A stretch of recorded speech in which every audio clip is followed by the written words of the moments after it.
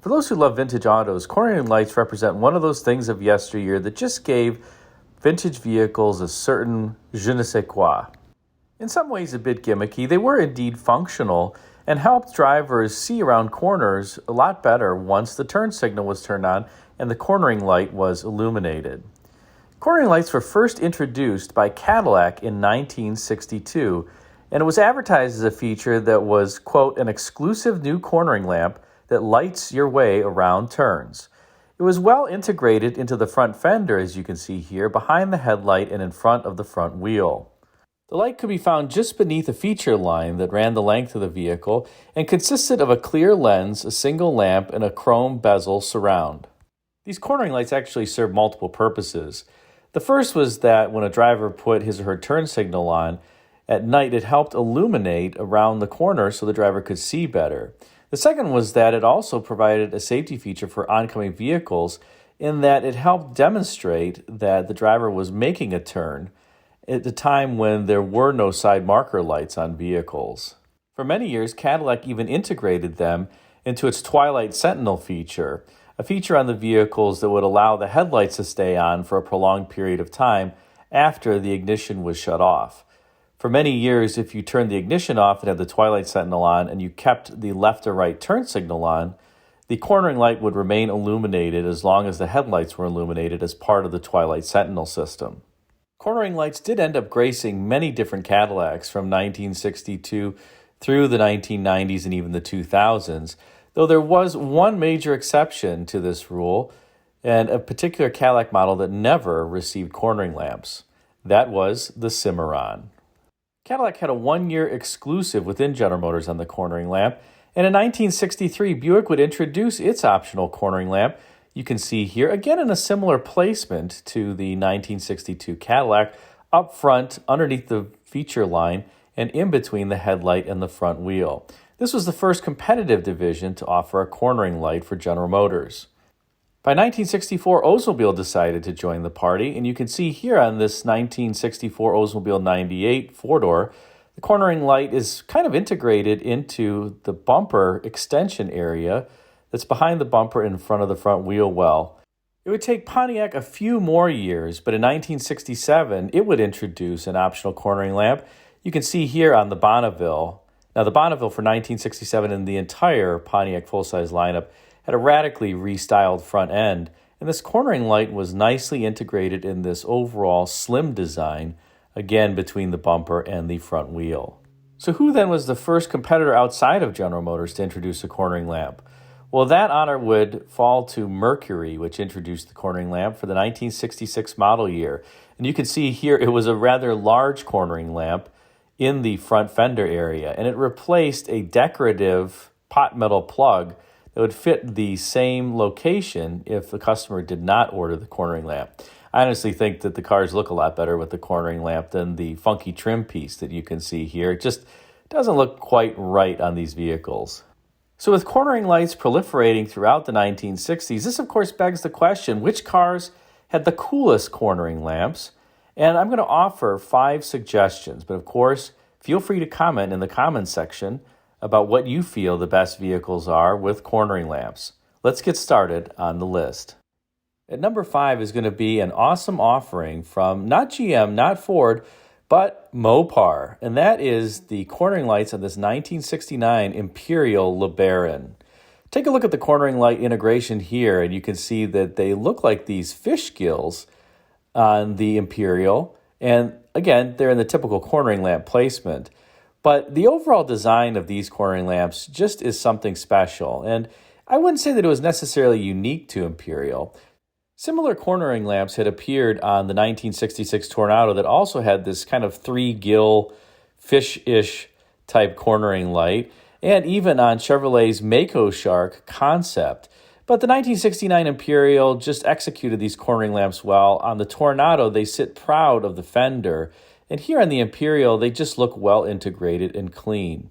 Now, the 1969 Imperial was an all-new design and a very handsome proportioned vehicle that epitomized what Chrysler called the fuselage theme. You can see here these very clean body side sections that resemble that of an aircraft fuselage. So besides the cornering lamp, if you just want an overall cool looking vehicle, and having owned one of these, I can say it's just a phenomenal car. Highly recommend the 1969 Imperial, and you get some cool cornering lights with it as well. Let's move on to number 4. In the number 4 position is a very unusual vehicle that you wouldn't expect to see on a list like this for cornering lamps, but it's here because an introduction of cornering lamps on a sports car was honestly quite revolutionary when they appeared on the Corvette for 1984 as standard equipment. You can see here that the cornering lamp was integrated into the lower portion of the front fascia just below that black piece of trim molding that formed a datum line around the entire vehicle. And in 1984, the Corvette, of course, was all new after a one-year hiatus. There was no 1983 Corvette. And the previous generation Corvette that ended life in 1982 had run all the way from the 1968 model year to 1982, getting a little long in the tooth, but it still looked quite handsome. The 1984 Vette was so novel in a number of ways and certainly had a number of high technology features. This cornering light was just one element of the overall illumination package. The 1984 Corvette also came standard with fog lamps that were integrated into the lower front fascia up front next to the turn signals. The car did have unique, let's call them flip-around headlamps, not pop-up headlamps, because that headlight door would actually rotate forward to expose the headlight as opposed to just popping up. But you can see that this vehicle does have a certainly novel for the time lighting package, if you will, that includes the cornering lamp, the fog lamps up front, and then also a similar lamp out back in the rear underneath that body side molding / datum line that you see there. And that lattermost lamp would be the side marker lamp for the rear. So overall, the 1984 Corvette, while it certainly was a trendsetter in terms of styling and is finally starting to come into its own with collectors, although many collectors prefer the 1985 and model years up because they no longer have the Crossfire injection engine under hood and make a little bit more power. This cornering lamp was certainly a novel feature on sports cars for the time and makes the 1984 Corvette one of those unique sports cars in overall history for introducing a feature that was not typically found on this type of vehicle. Let's move back to the luxury makes and models for our number 3 nomination, and that is the 1974 Cadillac lineup. In 1974, Cadillacs received a mild refresh of their styling, in part to comply with front and rear bumper standards, but also just to keep the overall styling fresh. You can see here in this photo that for 1974, Cadillacs had this big, thick-textured egg crate grille, not one of my personal favorites, but it was certainly different from the 1973 model and also from the 1975 model that would get square headlamps. But in 1974, I think this is one of the coolest cornering lamps that I've ever seen. And check out how large this cornering lamp assembly is. It's not really a rectangle like most cornering lamps were at the time, but it's almost squarish in shape because it's so gosh darn tall. The cornering lamp is also broken in two by that piece of chrome trim that is aligned with the body side molding on the vehicles. I think that's at least a handsome treatment, but there is one very special feature of this cornering lamp, and that is that it's actually a double lamper. There is a lamp on the top and a lamp on the bottom. And I think this is the only instance that I know of in classic automotive, well, at least classic American automotive vehicles, where the cornering light has 2 lamps on either side. And that's really what makes it deserve this number 3 nomination, the overall cornering lamp assembly's size and the fact that it had 2 lamps in it. Now, unfortunately, this cool cornering light is not part of a vehicle that, at least my personal opinion, is one of the best styled vehicles. I much prefer the 71 and 72 models of this generation if you're going to get a Cadillac. But these are still fun vehicles to cruise around in, and you get Cadillac's 472 cubic inch V8 or its 500 cubic inch V8 in the Eldorados. Sadly, by this point, they were making 205 or 210 horsepower.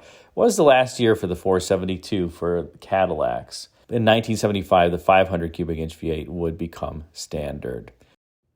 At number 2, we return to Mopar land with the 1972 to 1973 Imperial LeBaron and its super-sized but very well integrated cornering lamp. Take a look at this photo and you'll see that the cornering lamp takes up almost the entire distance from the front bumper back to the front wheel. It's a huge cornering lamp, but I have to say it's one of the best looking cornering lamps as well, and just complements that front fender very well. Imagine if this vehicle didn't have that cornering lamp, that would just be a big blank area with nothing to give the surface some definition aside from some very minimal sculpting. And I think that cornering lamp actually makes the car look better. It also was highly functional in that it provides bright illumination on these vehicles. And overall, the 1972 Imperial, I think I had previously mentioned the 1969 Imperial with its fishgill type cornering lamps, but this 72 to 73 Imperial is definitely one of my favorites in terms of overall vehicles, as well as for the cornering lamps. The only difference, by the way, between the 72 and the 73 Imperial that's of note is the enormous bumper guards that they put on the 1973 Imperial to help meet bumper impact standards that were introduced in the front for that year. And that made the Imperial the longest production non-limousine vehicle ever made, stretching 235 inches long, whether you got the coupe or you got the four-door. So imagine an almost 20-foot-long two-door car. It doesn't get much cooler than that, and the cornering lamps on this Imperial don't get much cooler either. Now let's move on to what I would say is the best cornering lamp of all time, and that is the cornering lamp found in the 1975 to 78 Cadillac Eldorado. You can see it here on a convertible version of the vehicle. And why is this the number one cornering lamp? Well, it's simply huge. Take a look at how long and how big that cornering lamp is and how much of the front fender it takes up. Of course, it's not part of the fender extension, that rubber flubber piece that is ahead of the sheet metal and in between the fender and the bumper. But the cornering light on these 75 to 78 Eldorados is so big that on many of the vehicles that at least have been unrestored, you'll see the sheet metal has ripples and puckering around the cornering light because the punch out for that cornering light in the stamping process was just so large and it upset the metal because of it around the cornering lamp hole. I can't think of any other vehicle where I've seen factory sheet metal ripples and rippling around the cornering lamp plug, if you will.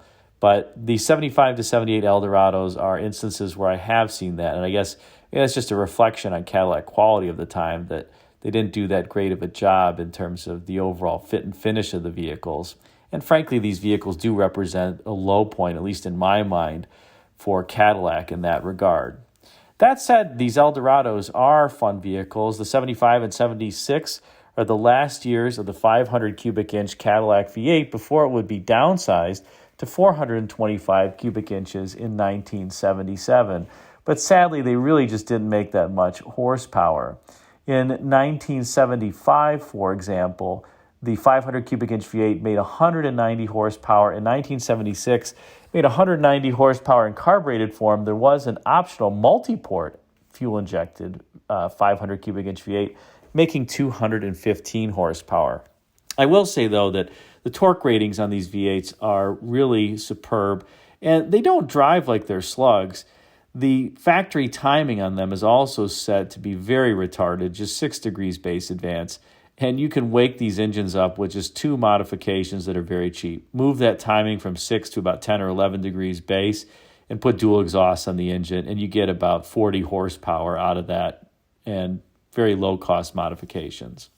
Regardless, the cornering lamps on these 75 to 78 Eldorados, I think, are the largest and coolest of all time. I'm sure that you have some other suggestions. Feel free to put them in the comments section. I hope you enjoyed this special on best cornering lamps. If you did, be sure to like, comment, and subscribe, and check out the video thumbnails at bottom left and right for some suggestions for you.